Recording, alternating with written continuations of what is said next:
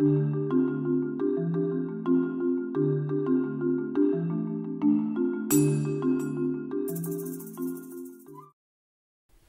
se Jaroslav Jandura a za svoji pracovní kariéru jsem prošel mnoha pozicemi v několika společnostech. Ke každé z nich jsem se musel propracovat sítem výběrových řízení. Dnes jsem výkonným ředitelem společnosti Capatex.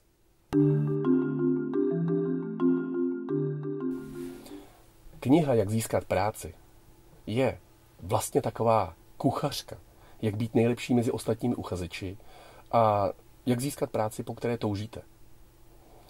Jednotlivé kapitoly, které zahrnují všechny činnosti, které na vás číhají při hledání práce, zahrnují tedy nejenom klasický životopis nebo jak uspět u pohovoru, ale ta oblast je širší. Například, co dělat, když se vám prostě nic dělat nechce, nebo první 3 měsíce v novém zaměstnání.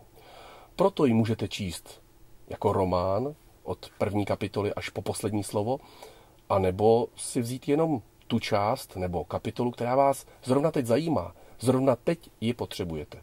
Tu použít a zase odložit.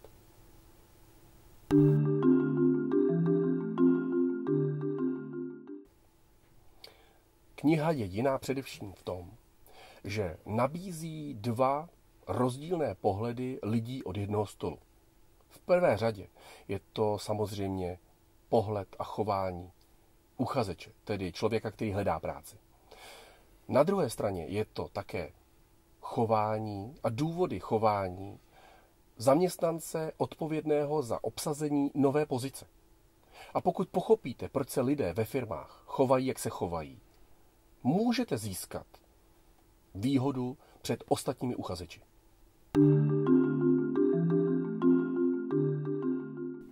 Kniha vznikla vlastně náhodou, na základě mých poznámek. Já jsem se totiž před lety stal odpovědný za vedení pohovorů, za přijímání a také za odmítání uchazečů. Já jsem se na té druhé straně pomyslného stolu viděl jsem ty svoje chyby, které jsem dělal před lety a říkal jsem si, proč ti lidé je pořád opakují. Takže jsem si to poznamenával. Tyhle poznámky jsem poskytnul například svému bratrovi a později i dalším lidem a protože jich přibývalo, rozhodl jsem se je vydat, vytisknout. A tak vznikla kniha Jak získat práci.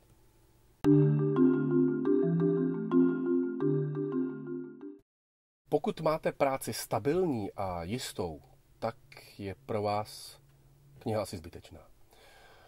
Pokud práci hledáte a nebo se obáváte, že byste o práci mohli přijít, tak v ní najdete určitě spousty tipů a návodů nebo doporučení, jak věci dělat lépe a jak získat práci.